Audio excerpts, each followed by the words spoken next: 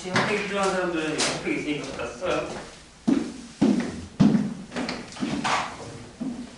자, 우리가 이제 수험상을 할 건데,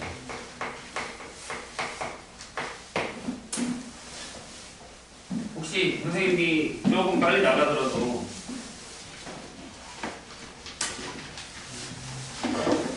조금 빨리 나갈 거거든요. 그래서 웬만하면은 겨울방학 때 한 문제 3번 정도는 끝내려고 생각을 하고 있어요.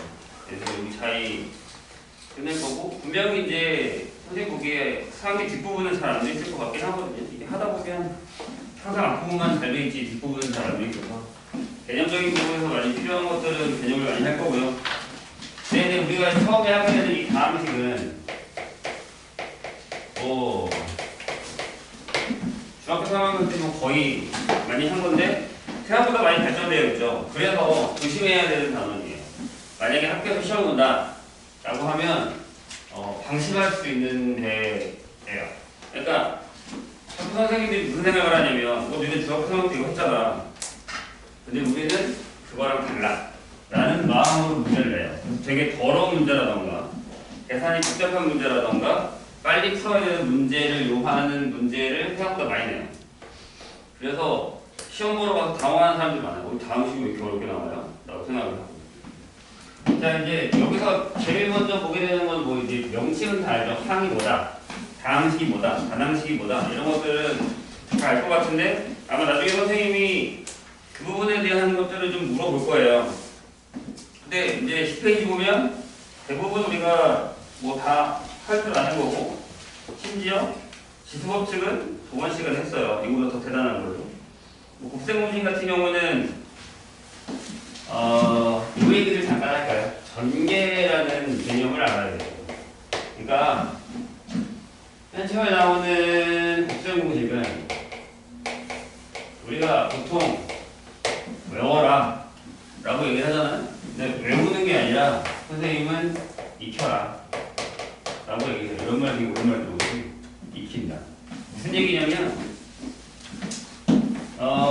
만약에 예를 들어서 되게 간단한 메소드 a 플러스 b의 제곱이 있습니다. 이게 이제 요거라는 사실을 우리가 모르진 않죠. 맞죠? 다 알고 있는 사실이에요. 그런데 만약에 이제 나중에 문제는 이런 형식으로 나올 수 있어요. 다항식 A하고 B가 있다고 치죠. 이렇게.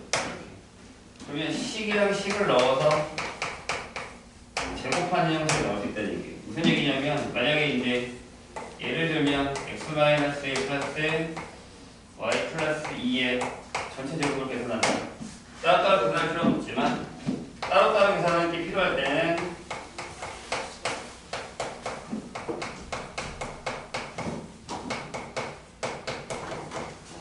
예를 드는 것뿐이에요. 이런 형식으로 계산할 수 있어야 된다는 거예요. 그러니까 곱셈공식을 그냥 뭐 단어 외우는 것처럼 외워버리면 요 틀에서 벗어나는 문제를 생각하는 데 꽤 오래 걸려요. 마찬가지로 반대가 인수분해잖아요. 그러니까 무슨 얘기냐면 우리가 전개라는 게 분배 법칙 얘기한 거죠. 이렇게 곱하고 이렇게 곱해야 된다. 그래서 얘가 A, B, A, C가 되는 거예요. 근데 이제 이게 반대로 가는 건 인수분해가 되는 거잖아요. 똑같은 인수를 묶어낸다라는 개념이니까요. 이해되시죠? 그러니까 이런 것들을 다 우리가 알고 있지만 그 문제를 저 알고 있는 걸 가져다가 얼마나 다른 문제에 적용해서 풀 수 있는지를 많이 물어본다는 얘기예요.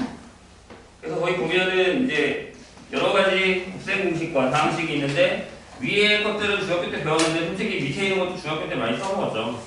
3차 형식이 나온다는 게 조금 까다롭긴 하지만 대부분 곱셈 공식들은 다 대부분 익혀 있을 거다라는 거예요. 자, 얼른 앉으세요. 근데 예를 들자면 이런 거 있잖아요.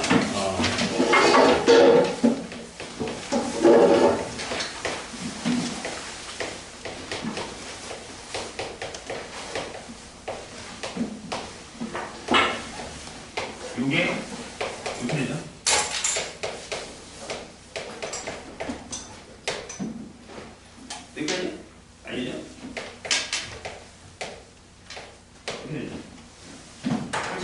보면 이건 되게 만들어내기 어려운 패턴 중에 하나잖아요. 누가 이걸 생각해내겠어요? 네, 이제 공식들을 여러 개 만들다 보니까 여기서 전개란 거죠? 이렇게는 전개. 맞아요? 근데 이제 반대로 가게 되는 인수분해 같은 경우는 생각보다 생각하기가 어렵고 여기서 인수를 찾아서 묶어내서 이렇게 보내는 것도 쉽지 않다는 얘기예요. 그리고 이제 전형 같은 경우 보면 이게 있죠, 이게. 여기 이제 2분의 1 이렇게 되어 있고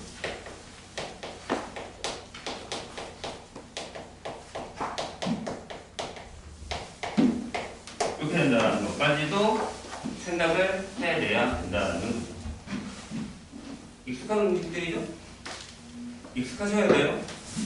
선생님이 분명히 얘기했어요. 익혀야 된다고. 그러니까 어떤 형식의 문제가 나오더라도 우리가 저 문제를 풀 수 있어요. 이게 나중에 여기에 숫자가 들어가거나 하더라도 해낼 수 있어야 되는 거죠. 예를 들면 이런 거예요. 여기다가 여기 그 다음에 선생님이 지금 되게 친절하게 써준 거거든요. 보통 여기가 이제 얘가 여기로 와 있고 얘네들이 여기 와 있고 막 1이 뒤로 와요. 얘가 얘랑 비교해 보면 네? 얘가 A, 얘가 그리고 얘가 C죠. 그 다음에 얘가 A, B제곱, C제곱이. 요게 마이너스 A, 마이너스 BC, 아니 이게 마이너스 BC겠구나. 그렇죠? 요게 마이너스 CA, 마이너스 BC. 이렇게 되는 상황이에요. 그럼 저 공식이니까 얘가 어떻게 되는 거예요? 그렇죠? 이렇게 되겠죠. 마이너스 1 이렇게 되는 거예요. 이게 눈에 보여야 돼요. 이런 게 문제점이에요. 그러니까 공식만 되게 잘 외워서 항상 문제에 이렇게 나오겠지라는 생각보다는 그 공식을 가져다가 다른 문제에 적용할 수 있는지 없는지를 판단할 수 있어야 되는 거예요. 포인트는 이런 거예요. 그러니까 뭐 중학교 때 어떤 시험 문제를 봤는지 모르겠지만 이 정도까지는 아니었을 테지만 고등학교는 이보다 더 할 수도 있다는 얘기죠. 아까 얘기했을 때 뭐라고? 아, 얘네 되게 쉽게 생각하고 있지 여기. 그렇지만 쉬운 건 아니야 라고 생각하고 강행해서 되게 어려운 문제를 낼 수 있어요. 가끔은 선생님이 시험 문제를 보면서 야 이건 이렇게까지 낼 필요가 있을까? 라고 하는 국제공식이나 인수분해가 나오는 경우가 많단 말이에요. 이런 것들을 조심하는 거예요. 근데 그러려면 뭐가 가장 중요하냐면 결국엔 연습이에요. 근데 이게 못할 미친 듯이 연습을 많이 한다고 되는 게 아니라 아까 선생님이 얘기했듯이 익혀서 내가 그걸 잘 사용하고 내가 왜 이런 문제를 냈을까를 고민을 하면서 문제를 푸시면 조금 더 잘 익혀져요. 선생님 그게 좀 필요해요. 패러 문제도 많이 풀어봐야 되고. 아시겠죠? 뭔 얘기인지. 자, 그러면 거기 보면 국제공식 변형에서도 이제 여러 가지 문제 스타일이 나와 있는데 그것도 이따가 좀 풀리는 선생님 볼게요. 그 다음에 나눗셈을 좀 볼게요. 나눗셈은 이따가 선생님이 오늘 새 챕터 다 끝낼 거거든요. ABC. 그래서 그만큼 이제 문제 풀 시간을 많이 줄 거니까 걱정하지 말고 나머지 정도 가면 이걸 할 거예요. 근데 여기도 마찬가지로 가항식 A랑 B가 있어요. 근데 만약에 내가 A를 B로 나눌 거란 말이에요. 이렇게. 그럼 몫이 나오겠죠? 나머지가 나올 거예요. 그러면 이렇게 쓰죠. 여러분 기억나죠? 옛날에 12를 5로 나눌 거예요. 2죠? 10 넣고 초등학교 때 했던 거. 여기다가 여기 쓰잖아요. 그 다음에 밑에 뭐라고 썼죠? 이거 썼어? 검산 이라고 해서 안 썼어요? 학교만 달라? 12는 5 곱하기 2 더하기 2 이런 거 안 썼어요? 아 너무 오래서 기억이 안 나요? 이렇게 쓰거든요? 그럼 얘도 마찬가지 이렇게 쓰겠다는 얘기죠. 아 A는 B 곱하기 몫에다가 나머지 이렇게 쓰겠다는 얘기죠. 이제 앞으로 이렇게 쓰는 연습을 하셔야 돼요. A를 B로 나눴을 때 몫과 나머지다 라는 거죠. 여기도 마찬가지지만 5로 2를 나눌 수 있긴 하지만 더 나눌 수 없다라고 생각했을 때 나머지가 되는 거잖아요. 마찬가지 얘보다는 차수가 낮을 때까지는 나눈다는 얘기. 이해되시죠? 무슨 얘기입니까? 이게 이제 좀 이따 하겠지만 한근식이 된다는 사실까지 기억을 하시면 된다는 얘기예요. 그래서 여기서 나눗셈은 어차피 나중에 뒤에 가서 나머지 정도 할 거기 때문에 딱 중요하지 않고 나누는 기술을 보겠다라는 얘기예요. 자, 지금부터 풀 거거든요. 거기 11페이지는 나중에 집에 가서 쓰시고 12페이지 또 푸는데 푸는 방법은 두 가지예요. 1번 나는 자신이 있다. 그럼 그냥 처음부터 선생님이 그만 풀라고 할 때까지 푸세요. 시간을 보통 한 45분 주거든요. 45분 정도 풀 거예요. 그 다음에 2번 나는 어려운 건 좀 잘 자신이 없다. 차라리 유형을 선택하겠다. 그러면 유형별로 푸세요. 유형별로 푼다는 게 어떤 거냐면 만약에 첫 번째 유형이 있는데 38번까지 있잖아요. 아니다, 몇 번까지? 계속 있네. 여기서 되게 어려운 건 나중에 풀겠다. 라고 해서 맨 뒤에 뭐 무궁화가 색칠되어 있는 건 나중에 풀겠다. 근데 여기 다 쉬워요. 생각보다는. 그래서 나는 활용이 좀 자신 없다. 이건 나중에 풀겠다. 활용을 몇 개만 풀고 넘기고 넘겨서 모든 유형들을 다 푼다면 다시 앞으로 돌아줘도 돼요. 근데 아마 대부분 이렇게 풀 거예요. 자, 똑같이 45분을 줄 건데 선생님이 그만 풀라고 할 때까지 어떻게 풀냐면 속도는 웬만하면 빨리, 정확도도 웬만하면 확실하게 라고 풀 거예요. 그런 다음에 45분 지나면 선생님이 채점을 하라고 할 겁니다. 채점하고 나서 그 자리에서 바로 틀린 걸 지우지 말고 내가 왜 틀렸는지 확인하고 오답을 바로 할 거예요. 무슨 얘기인지 알겠죠? 풀어보세요. 책 없는 사람.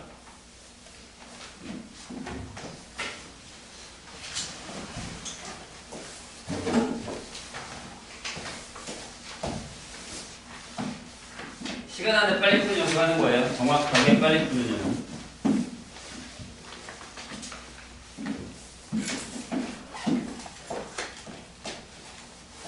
뭔가.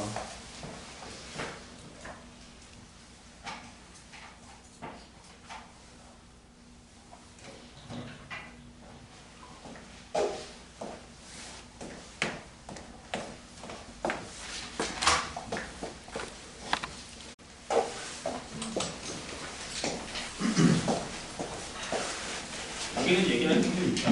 선생님이 지금 시키는 방법이 뭐냐면 일단은 집중할 수 있는 1시간이 조금 안 될 것 같아서 가지고 더 하면 좋긴 한데 45분 풀고 그 다음에 채점을 하고 오답을 해야 되는 이유가 보통 숙제를 보면 오늘 이만큼 풀었어요. 근데 채점을 안 하고 끝내고 그 다음날도 그 뒤를 이어서 풀어요.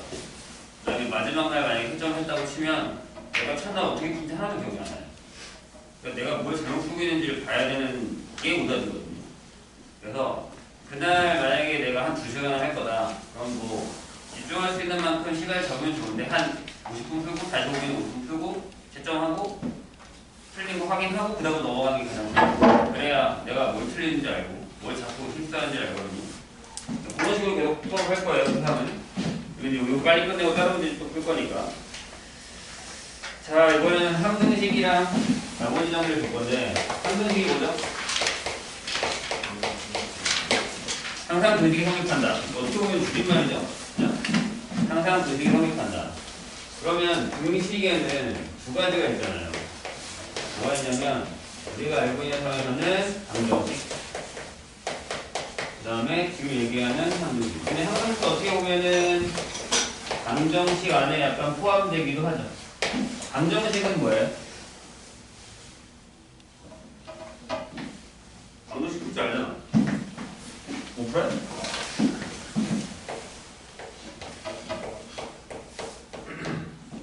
방정식인가요?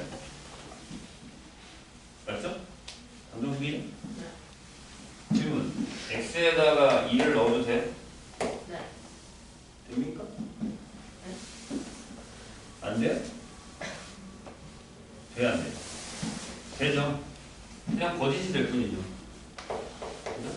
그러니까 무슨 얘기예요? 만약에 미지수가 x면 x 값에 따라 3 또는 거짓이 판별되는 게 방정식입니다. 나중에 우리가 명제에서 배우죠. 이게 뭐예요? 조건이잖아요. 여기 달래나? 저건 한데. 방정식은 방금 얘기했듯이 항상 등식이 성립해요. 그럼 예를 들어서 우리가 좀 전에 배웠었던 뭐 a 플러스 아니면 x 플러스 1의 제곱을 했는데 여기 전개를 했어요. 그럼 쟤는 함등식이에요. 맞죠? x에다가 뭘 집어넣어서 계산한 게 아니라 말 그대로 전개를 한 거니까요. 그럼 여기다가 x에다 뭘 집어넣어 상관이 없이 등식은 성립을 하겠죠. 그러니까 간단하게 얘기하면 이런 거잖아요. 1차예요. 얘가 되면 되죠. 좌변과 우변의 상들이 동면끼리 같으면 되죠. 그럼 이게 어떻게 되는 거냐? 이해할게요. 방정식 풀듯이 넘겼어요. 그러면 이렇게 되겠죠. 그냥 빼지 말고 이렇게 한번 해볼게요. 그럼 이렇게 쓸 수 있죠. 맞아요? 그럼 되는 함등식이죠. 뭐에 대한 함등식? x에 대한 함등식. 이게 이것도 중요해요. 뭐에 대한 함등식이냐. 여기다가 어떤 숫자를 집어넣느냐에 상관없이 좌변도 0이 되고 우변도 0이 되죠. 그래서 1차식의 함등식은 항상 이 패턴이 된다는 걸 기억하시면 돼요. 이렇게만 만들 수 있으면 전부 함등식이다 라는 거죠. 그럼 2차는 이런 거겠지. 뭐 0 곱하기 x제곱에다가 0 곱하기 x는 0 이런 식이 되겠죠. 그럼 만약에 예를 들어서 x랑 y에 대한 함등식이다 라고 한다면 이렇게 쓸 수 있다는 얘기죠. 문자 두 개를 사용하기도 한다. 이런 거 조심하셔야 돼요. 그래서 함등식은 뭐라고요? x 값에 관계없이 항상 등식이 성립한다 라는 게 포인트입니다. 그래요? 근데 저게 되게 생각보다 무서운 말이에요.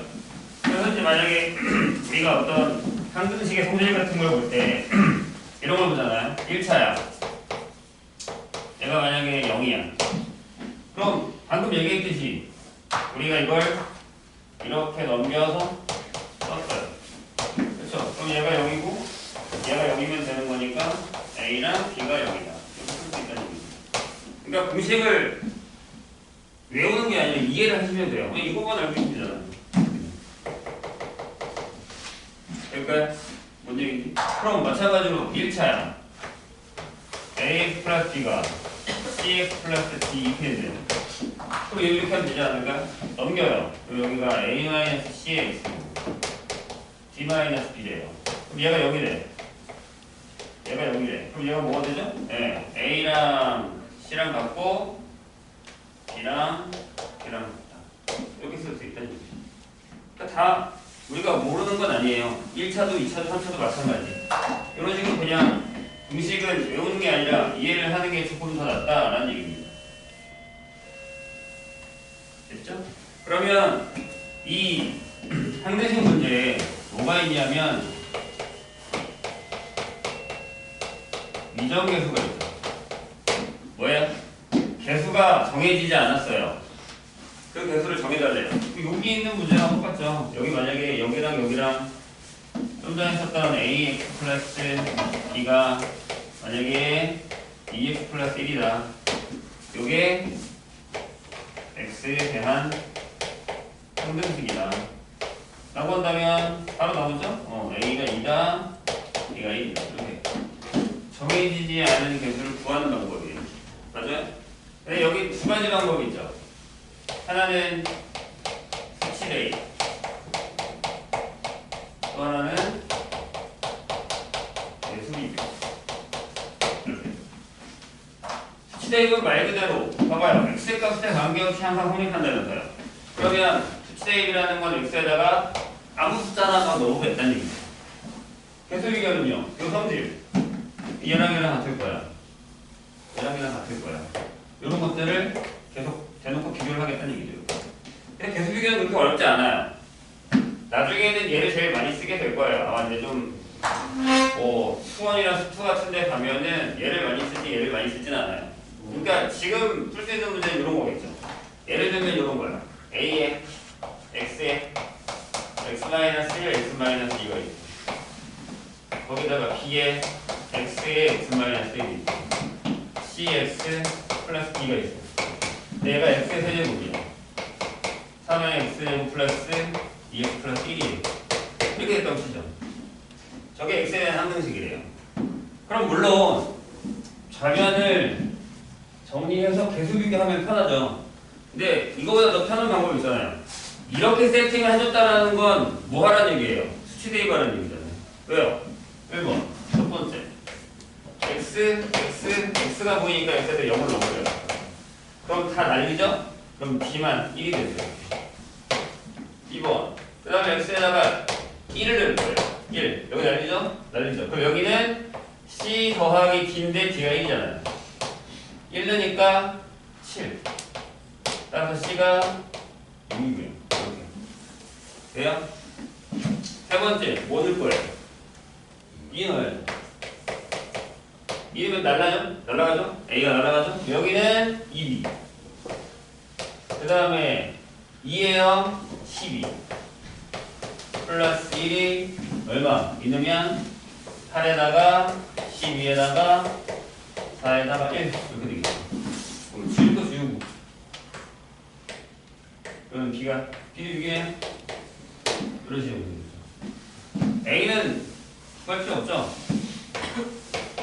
얘밖에 없으니까 이런 식으로 가면 된다는 얘기예요.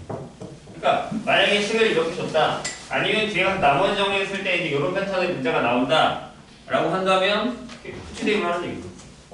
이게 더 편할 수도 있다는 얘기예요. 전개를 하느니 저 방법이 더 나올 수 있다. 이런 문제들을 많이 풀어보셔야 돼요. 자 그리고 나머지 정리에 대한 얘기를 좀 해보죠. 이 얘기를 해야겠구나.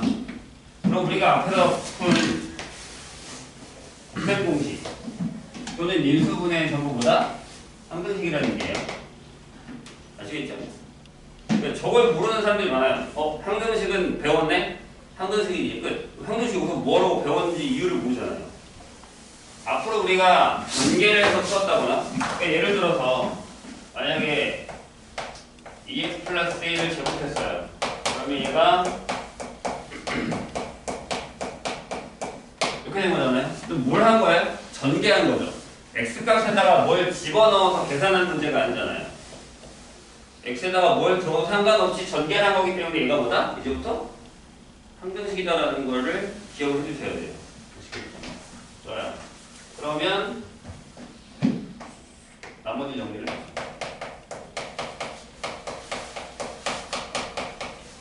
아마 내신 대비를 하면서 제 때문에 골치가 좀 아플 수도 있어요. 뭐 전에 문제를 많이 풀었으면 상관없는데 내가 나머지 정리는 그냥 기본적인 문제만 많이 풀었다라고 한다면 아까 얘기했듯이 수상 문제는 그렇게 호락호락하지 않거든요. 학교별로는 다르긴 하겠지만 쉬운 문제도 있지만 나머지 정리에서는 꽤나 어려운 문제를 많이 만들어낼 수 있어요. 일단 나머지 정리가 뭐예요? 아까 내가 이 얘기했죠. A를 B로 나눴는데 몫이고 나머지가 있어. 그래서 A라는 식은 B 곱하기 몫에다가 나머지를 더한 거랑 같아요. 이렇게 돼 있어요. 근데 이제 이걸 사용할 거예요. 나머지 정리는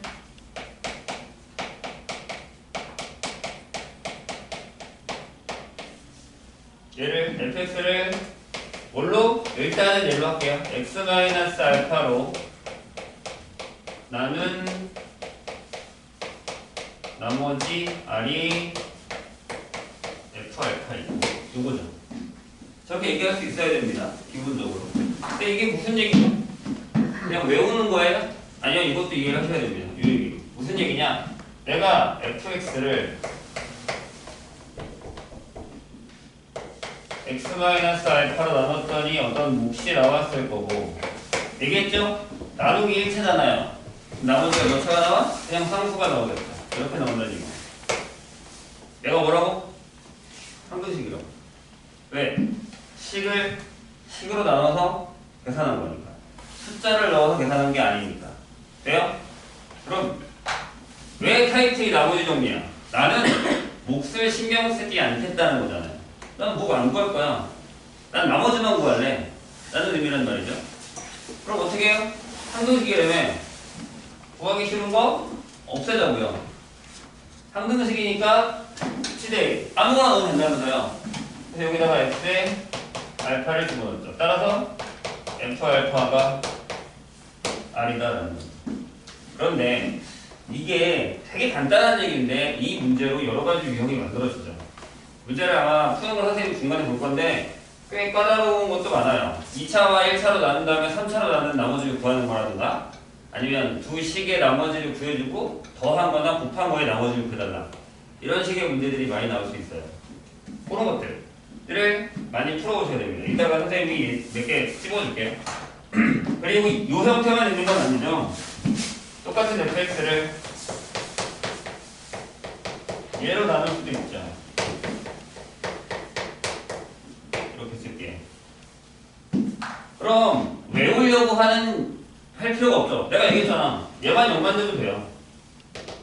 항등식이라며. 시대에 하면 된다며. 그러니까 이 원리를 이해를 하셔야 돼요. 그래야 여기 식이 계속 바뀔 때마다 나머지가 바뀌는 걸 구할 수 있다는 얘기예요. 그래서 x에다 뭘 집어넣어요? 네, 여기에 0이 되는 거 마이너스 a분의 b. 따라서 r 닫기가 f의 마이너스 a분의 b가 된다라는 얘기죠. 이런 것들. 그래서 여기가 이렇게 됐을 때 여기를 바꾸면 혹시 뭐가 바뀌고 나머지가 어떻게 바뀌는지도 꽤 많이 물어보는 유형 중에 하나죠. 이따가 풀면서 한번 확인을 해볼게요. 자, 그 다음에 이 나머지 정리가 조금 더 발전이 되면 이 안에 있는 것 중에 하나예요. 인수 정리라는 게 있죠. 인수가 뭐예요?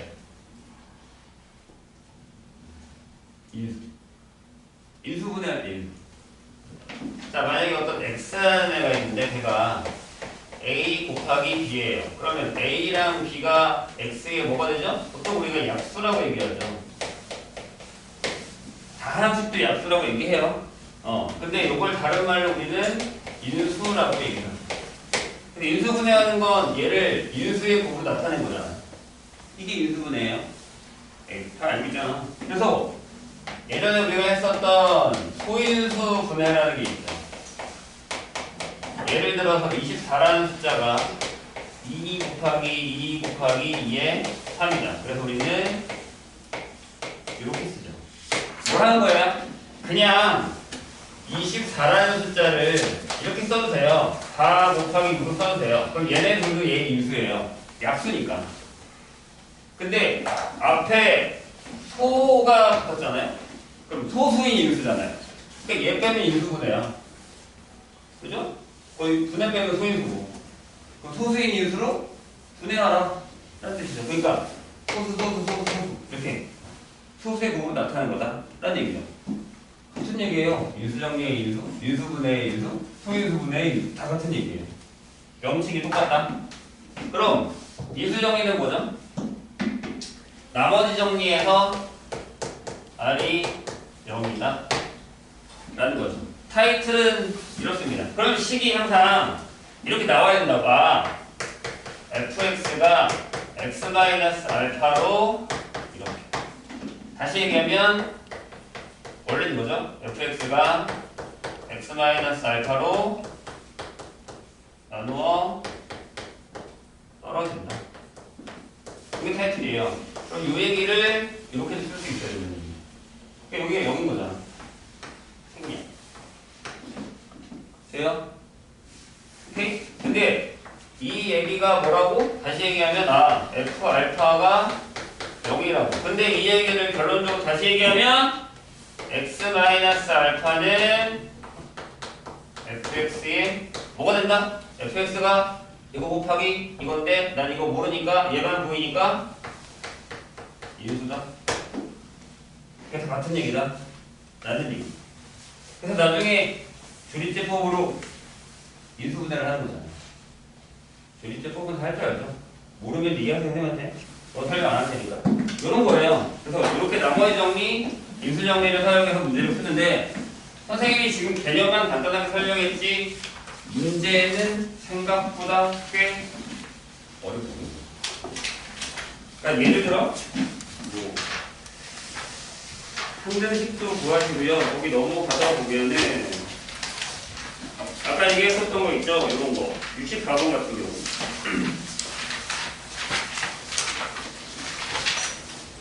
뭐 fx 아니 63번 같은 경우 fx를 x-알파 나눴을 때 r1 fx를 x 플러스 알파로 나눴을 때 r2 r1이랑 r2 더했더니 10 그러면 얘네 둘을 곱해서 나누면 얼마? 이런 것들 그러니까 그냥 근본적인 문제에서 어떻게 해결을 할 거냐라는 거죠. 아까 선생님이 얘기했던 게 61번 같은 경우죠. 3x-1을 나눴더니 몫이 qx고 나머지가 r일 때 x-3분의 1로 나누면 몫이랑 나머지가 어떻게 바뀌느냐 이 정도는 다 알 거라고 생각을 해요. 그리고 한 장 넘겨서 72번 보면 이게 아까 내가 얘기했던 거죠. 2차로 나눴을 때 나머지 1차로 나눴을 때 나머지 그 다음에 그래프 2를 곱하는 3차로 나눴을 때 나머지 구하는 방법 이거는 거의 마스터하고 계셔야 됩니다. 내신에서는 거의 뭐 거기 써있죠. 필수라고 써있죠. 뭐 너무 많이 나오는 문제라서 안 나오면 이제 너무 많이 나와서 안 나왔구나 나오면 당연히 나왔구나 하는 문제들이라는 겁니다. 72번 얘기하는 거예요. 자, 그래서 지금부터 이번에는 시간을 조금 짧게 갈 수밖에 없네요. 35분이나 40분 정도 드릴 테니까 시작하시죠. 풀어보세요. 좀 더 빨리 푸는 연습. 지금 정확하게. 정확성이 먼저예요.